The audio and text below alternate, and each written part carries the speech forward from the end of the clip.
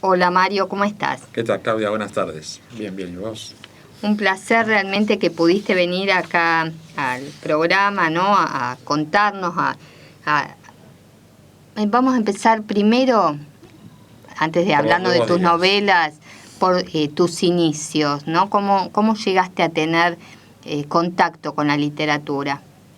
Y creo que como casi todos los que amamos esto, se da a edad muy temprana, ¿no? El acercamiento a los libros, esa fascinación, esa magia que nos atrapa cuando somos chicos y ya después prácticamente y por suerte no nos deja. Sin embargo, mi paso a la escritura fue bastante posterior. En el año 97, 96, 97 empecé a garabatear algunos textos, cuentos, porque yo siempre fui más lector de cuentos y novelas. Y bueno, a partir de cierto momento me pareció que tenían algún viso de algún valorcito y los, se lo mostré a gente amiga y a su vez esa gente amiga me derivó al primer taller literario que vos recién nombraste, a Beatriz Isoldi. Y a partir de ahí, bueno, empecé a trabajar con mucha pasión y mucho esfuerzo todos estos textos que vos nombraste y más algunos que permanecen todavía inéditos, ¿no? ¿Qué sentís que te dieron los talleres literarios? Y por un lado, el conocer a gente muy valiosa, humanamente y técnicamente, digamos, y compartir con otras personas las mismas locuras, las mismas ambiciones, las mismas frustraciones a veces, y a su vez armas técnicas, si se le puede llamar así, eh, para hacer de esta pasión obtener los mejores resultados posibles, ¿no? Sacarle el jugo máximo a lo que uno puede llegar a ser capaz de dar o de intentar por lo menos brindar al lector, ¿no? ¿Esas técnicas que te brindan no pueden llegar a modificar tu escritura? Y eso a veces lo he escuchado en algunos casos, ¿no? Yo creo que depende mucho de la persona que coordina el taller. Eh, en, por suerte he tenido suerte y he podido trabajar lo mío con mis falencias y con mis virtudes sin esa influencia que vos sugerís que puede existir, ¿no? Si el coordinador o la coordinadora permiten, como debe ser, ¿no? El trabajo en libertad, que eh, uno se puede mantener al margen y trabajar desde su propio yo, sus propios textos. Contanos desde tu primer libro, en qué se basan y, bueno, cómo surgió escribirlos, qué es lo que te motivó a eso. Sí. Bueno, el primer libro es un libro de cuentos. El futuro es un tropel absurdo. Bueno, ahí básicamente fue una vorágine de escritura. O sea, yo estaba, a lo mejor todo ese tiempo previo en el que yo había leído tanto y no había escrito, yo pude volcar en ese libro. Que fue, mira, yo estaba, que la publicación fue un poco azarosa porque yo estaba trabajando en el centro en ese momento y aprovechaba el mediodía para corregir textos y tenía ahí algunos en ese momento en una confitería en la calle Florida y vi que entró el periodista Osvaldo Quiroga eh, y ahí nomás me animé a ponerle mis datos sobre la hoja. Después no tuve, mi timidez me impidió llevárselo, pero le pedí al mozo que me hiciera la gauchada y él se lo entregó y yo me fui del bar silenciosamente. Y a los 2 o 3 días recibí un llamado de Osvaldo Quiroga en mi oficina, donde, bueno, se había mostrado muy interesado por lo que había leído, un cuento. Me preguntó con quién estudiaba, en fin, mis antecedentes. Y a raíz de eso me dio un poco el impulso para publicar, ¿no? Así que ahí trabajé en una selección de textos y junto con Beatriz Isoldi los reunimos en el primer volumen. Y el segundo libro, bueno, es El edificio, es una novela en escombros que surge a partir de una especie de epifanía, creo que se le dice, una frase que después resultó en ser casi textual la mitad, la primera del libro, y que yo enseguida intuí que tenía todo un mundo muy amplio a narrar, y eso fue lo que intenté, ¿no? Y crear un mundo cerrado en sí mismo. Es un edificio de oficinas muy particular. Ahí lo trabajé mucho con Federico Jammer, que fue el tercer taller al que fui. Yo ya la tenía escrita la novela, pero él la leyó 3 o 4 veces, inclusive después me escribió para la contratapa, una especie de presentación, y él la presentó en público también. Bueno, esos son los 2 primeros libros que te puedo mencionar. Después siguió... bueno, Piedras Heridas, que recibió vos también lo mencionaste. Es otro conjunto de cuentos. Recibió el premio del Fondo Nacional de las Artes en el año 2003 y en el año 2005 lo pude publicar con Ediciones Corregidor. Un libro que aún hoy me sigue dando satisfacciones. La gente que lo lee tiene buenos comentarios hacia el mismo.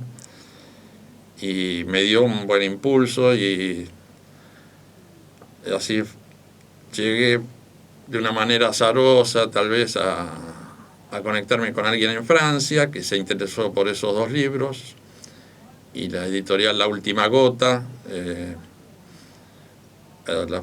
primero publicó El edificio y luego Piedras Heridas allá en Francia, y se vendieron de una manera para mí más que aceptable, ¿no? Y por último, La ciudad después del humo es otra novela donde la ciudad cobra cierta dimensión fantástica en cierto sentido. Hay un personaje que la recorre. Y bueno, todos mis libros tratan, me parece, del paso del tiempo y de crear ciertas atmósferas a través de un trabajo con el lenguaje que trata de mezclar lo coloquial con un lenguaje un poco más culto. Me surge hacer esa mezcla de lenguaje barrial, digamos, y de lenguaje por ahí de más elevado nivel, ¿no? Y básicamente ahí por ese camino recorren los libros ya publicados y también los que tengo preparados justamente para presentar en un par de concursos. 2 novelas, una más cortita y una más extensa. También trabajan más o menos en ese sentido. Son generalmente personajes que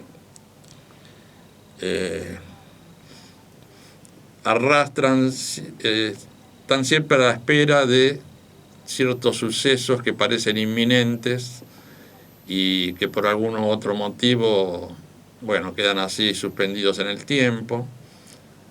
Parece haber salidas, pero esas salidas siempre, por algún motivo u otro, se ven frustradas. Y bueno, recorren, ya te digo, con un trabajo del lenguaje, tienen cierto, yo diría, un tipo de humor un poco pesimista, una visión un poco ácida de la vida y de nuestras circunstancias. Y por ahí transcurren. Una novela de las 2 que estoy ahora trabajando, una transcurre en un lugar totalmente abierto, en el cual por algún motivo los personajes quedan atrapados, y la otra, en cambio, la más corta, transcurre en un lugar cerrado, que es un lugar un tanto indefinido, donde a través de todo el relato se lo menciona de muy distintas maneras. Se dice que es una mansión, se dice que es un cuarto de inquilinato, que es un conventillo, que es un antro, en fin, tiene distintas denominaciones, con lo cual mi intención es provocar algún tipo de extrañamiento en el lector. ¿También escribiste obras de teatro? Sí, sí, en realidad fueron más intentos por trabajar los diálogos, ¿no? Esa posibilidad que te da. Lo hice un poco de cara dura nomás porque no tengo una gran experiencia en el rubro y quedaron ahí, las tengo, no se llegaron a representar, creo que una o dos las presenté a algún concurso sin mayor suerte y más que nada fueron intentos para mejorar el tema diálogos, ¿no? Para después llevarlos a los cuentos y a las novelas. Y háblanos del tema diálogos. ¿Es fácil, difícil? ¿Qué es lo que cuesta ahí? Y lo que cuesta más que nada es que suenen naturales, ¿no? A veces Hemingway era el maestro en ese sentido, al autor que siempre uno se remite cuando se habla de esto, ¿no? Sí, lo difícil es que no suenen forzados, que suenen de manera natural. Y bueno, requiere un trabajo paciente, me parece, y de dedicación. Y bueno, los resultados ya, eso es otra cuestión, ¿no? Ya se escapa, eso queda a juicio después del lector. El intento de uno es ese, ¿no? ¿Cuánto tiempo te lleva decir, después de que la escribiste, ¿no? Decir, bueno, esta novela ya está para ser publicada? Sí, es un tema siempre los que escribimos creo que estamos en el mismo dilema. Creo que Borges siempre se lo cita diciendo que publicaba para dejar de corregir. Sí, no sé, un texto me parece siempre inacabado, ¿no? Siempre, y eso es lo bueno, ¿no? Así que hasta que uno... Pero bueno, por ejemplo, en mi caso, cierran los concursos, me pongo como una meta la fecha de cierre, con 1 año, 2 años de anticipación, depende. O empiezo a trabajar alguna novela y después, bueno, me entero que va a haber tal concurso y apunto a trabajar las horas necesarias como para llegar a presentarla en las mejores condiciones posibles. Pero bueno, se me ha dado caso por ejemplo, esa mención que recibió del Fondo Nacional de las Artes, la novela La Llanura antes, la presenté y después, reviéndola, me di cuenta que, bueno, podía ser trabajada con más amplitud y eso fue lo que hice. La seguí, la sigo hasta ahora en que la voy a presentar a otro concurso, a ver qué pasa. Es muy difícil publicar y bueno, uno de los caminos sería justamente el de los concursos, que acá no hay muchos en la actualidad. Y bueno, y son difíciles porque lógico, hay mucha gente que escribe muy bien y todos tenemos las mismas ilusiones. Y es difícil publicar, ¿no? Y sí, publicar se hace complicado. Bueno, los tiempos que corren no ayudan mucho tampoco. Y, en fin, pero bueno, nunca fue fácil. ¿Vos los libros los publicaste vos o te los publicaron? Y yo diría que un 50% los publiqué por mi cuenta, otros fueron surgieron a raíz de premios. El último libro, que se llama Hasta ahí nomás, es un libro de microcuentos que la Asociación Santafesina de Escritores organizó el concurso en el 2014 y el premio justamente era la edición del libro. Y con eso ya tengo esos 5 libros publicados. Ya te digo, los primeros 2 me los banqué yo, digamos. Después los otros 2 fueron producto de premio y otro, digamos, el editor... llegué a un acuerdo con el editor y bueno, lo hicimos un poco entre los dos. Así que un mix. Recién nombraste un libro que te publicaron. ¿Nos podés leer algún cuento? Sí, como no, con mucho gusto.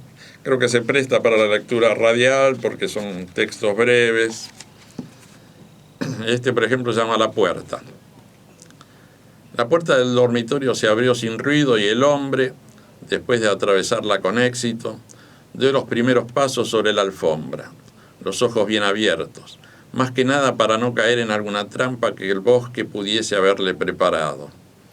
Ya con unas cuantas horas de caminata sobre el lomo, levantó la cabeza y observó el empapelado en las paredes. La mirada le sirvió, entre otras cosas, para identificar a su derecha una rajadura y entonces calculó que, de seguir con ese ritmo de marcha, llegaría al valle poco antes del amanecer y allí podría descansar y recuperar energías. Entusiasmado al imaginar la meta, no se detuvo, más bien todo lo contrario. En una zona especialmente trabajosa, mientras manoteaba con fuerza para abrirse paso entre la vegetación, advirtió que por suerte la luz del velador, que alguien había dejado encendida, lo ayudaba a guiarse entre los árboles y las plantas, que parecían cubrirlo todo, salvo ese caminito que ahora él pisaba con un entusiasmo renovado y que poco a poco iba dejando atrás, al igual que iba dejando atrás la pesadilla en la que él mismo se veía envuelto en una especie de follaje que se le había metido en la habitación, del que solo se podría librar si lograba atravesar una puerta que veía de reojo. Muy bueno. Sí, ¿Querés leernos otro? Estos cuentos los leyó en su programa de Radio del Plata. Ahora no me viene el nombre,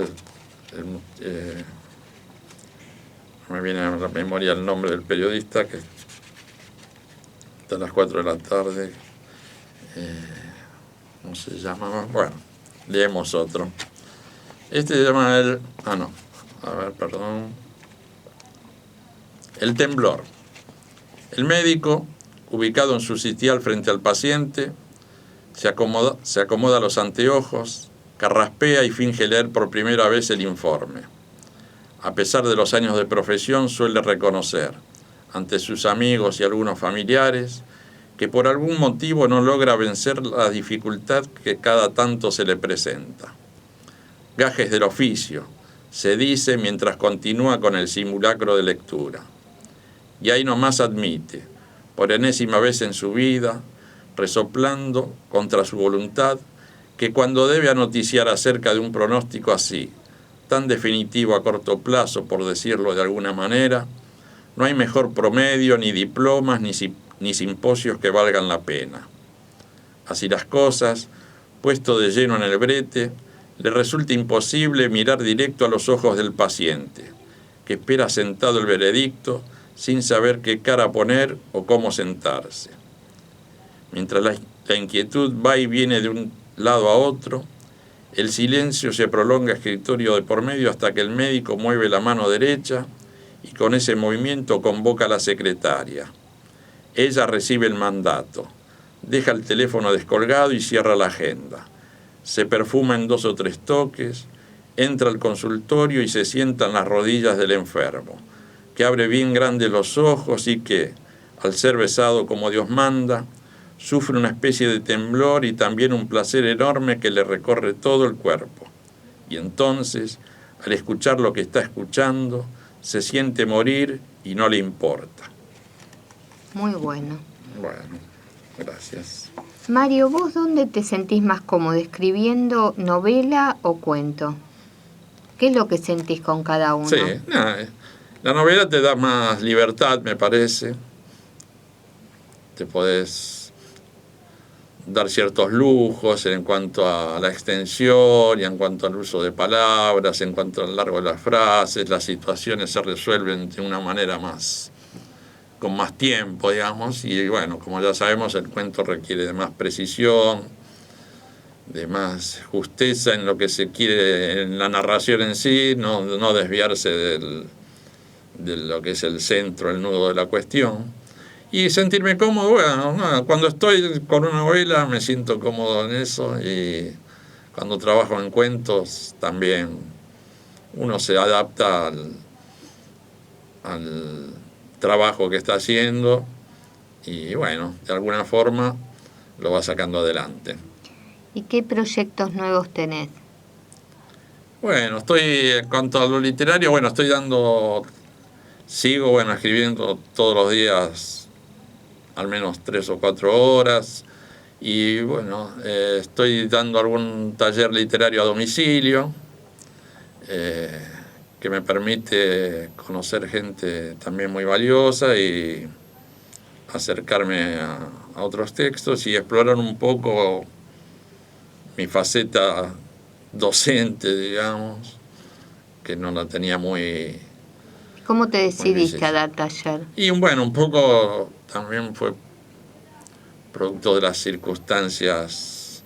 Me quedé sin trabajo efectivo y bueno, un poco como salida laboral encontré este camino y realmente me causa mucho placer y bueno, ojalá tuviera más talleres, más personas interesadas, pero bueno, por ahora es algún número reducido que, ya te digo, la decisión no, yo era un poco reacio, pero bueno, por suerte la puerta la tenía abierta y bueno, cuando se dio la oportunidad, un poco forzado por las circunstancias, ahí estamos. Y así que planes son estos, seguir escribiendo y seguir compartiendo lo que uno pueda aportar a textos de otras personas, hacerlo lo mejor posible, ¿no?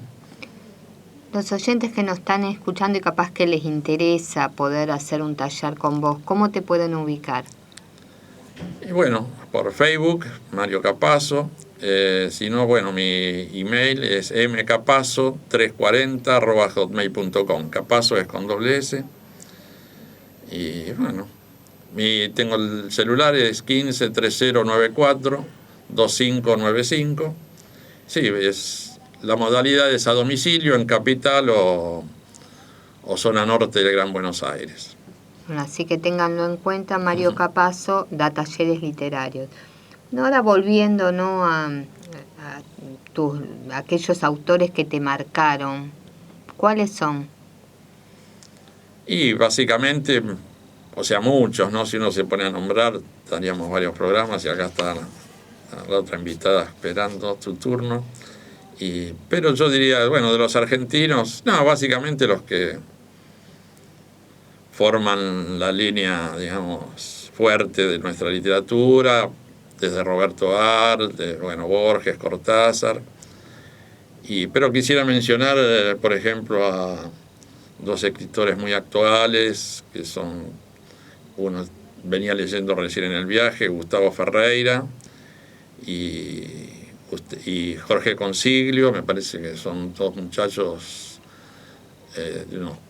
creo que rondan alrededor de los 40 años los dos, y que tienen una escritura muy diferente entre sí, pero brillantes. Y bueno, otros clásicos argentinos más contemporáneos, podemos nombrar a Abelardo Castillo, como ya en el rubro cuento sobre todo un referente, y Guillermo Sacomano, que me parece que es otro.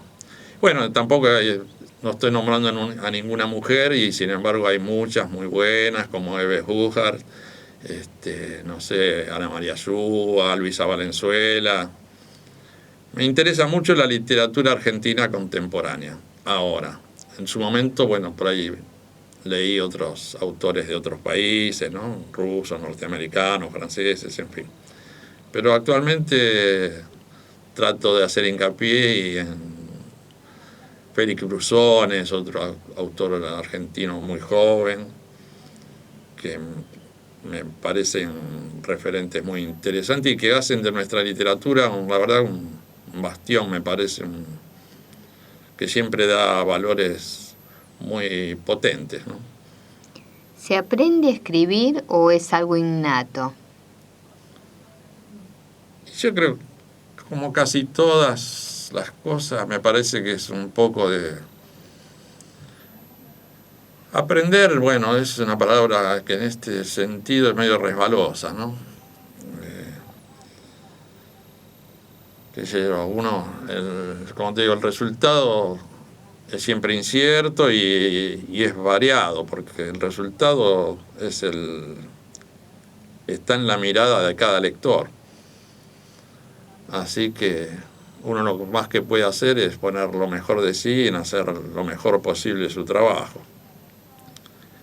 Y yo creo que la lectura es la que te da la formación, o por lo menos el puntapié inicial, ¿no? Básico, y no solo a los inicios, sino que es una compañía permanente, ¿no? Creo que el hecho literario se da justamente en la lectura, digamos. Yo no me siento tanto escritor como lector, o sea, yo vivo la literatura con mucha potencia, digamos, con mucho entusiasmo, cuando abro un texto del cual desconozco todo.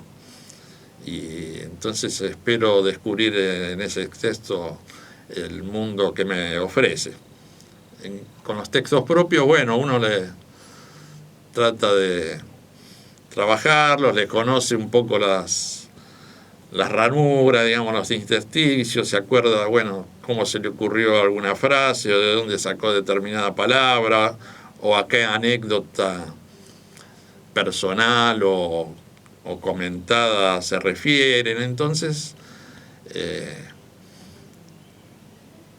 creo que me fui un poco de tu pregunta, pero bueno, un poco se aprende y que ya te digo, no sé si se termina de aprender. Muchas veces creo que en esto no hay un crecimiento en el tiempo asegurado. Muchas veces se han dado autores que su primer libro ha sido brillante y después, bueno, sus carreras no han sido tanto. O sea, no hay un crecimiento lineal, quiero decir. Me parece que no es que uno con el tiempo va escribiendo mejor, sino que eso no se responde a factores que uno no puede alcanzar a controlar, me parece.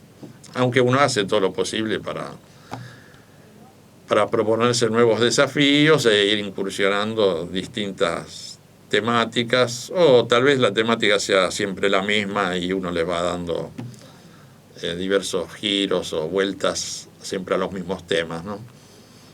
Ya culminando la entrevista, la literatura, para vos, ¿qué representa? ¿Podrías vivir sin escribir?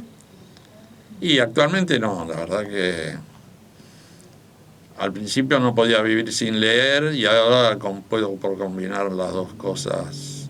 Tal vez sí, se podría, pero ya sería una vida mucho más gris, me parece, mucho más anodina, sin expectativas. Así que no, yo la considero. Ojo, esto no quiere decir que el que no lea no tenga una vida plena, no tengo ese prejuicio de. Pero bueno, depende del caso de cada persona, cómo haya sido su transcurrir y su relación con los libros y la literatura y los distintos autores, ¿no?